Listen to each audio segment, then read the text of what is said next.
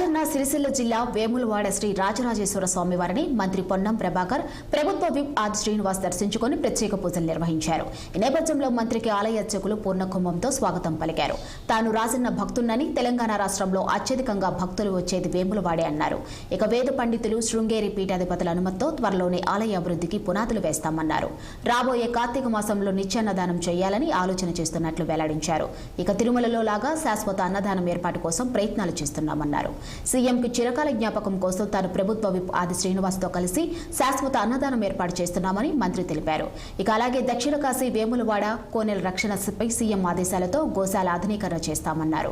రాబోయే భక్తుల సౌకర్యాల కోసం వసతి గదుల నిర్మాణం చేస్తామని, తెలంగాణ రాష్ట్రం పూర్తిగా మంచి వర్షాలతో బాగుండాలని మంత్రి రాజన్నను వేడుకున్నారు.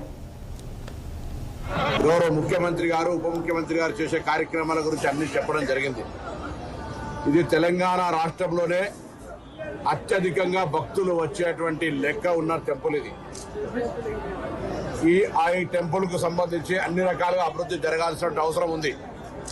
అందుకు సంబంధించి తెలంగాణ ప్రభుత్వం పక్షాన దేవాలయం వచ్చే భక్తుల సౌకర్యం అనుగుణంగా శాస్త్రోక్తంగా వేద పండితులకు సంబంధించిన సూచనలు, శృంగేరి పీఠాధిపతుల సలహా సూచనల మేరకు దేవాలయాన్ని విస్తరించే కార్యక్రమం తొందరలో తీసుకోబోతా ఉన్నాం.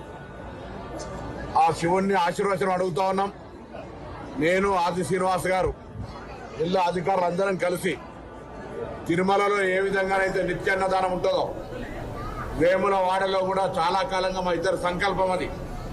మేము భక్తులందరినీ హృదయపూర్వకంగా కోరుతా ఉన్నాం. ఎవరెవరైతే దాతలు ఉంటారో వారు మానసికంగా సిద్ధమైతే రాబోయే కార్తీక మాసంలో నిత్యాన్నదాన కార్యక్రమాన్ని ప్రారంభించాలనుకుంటా ఉన్నాం. గౌరవ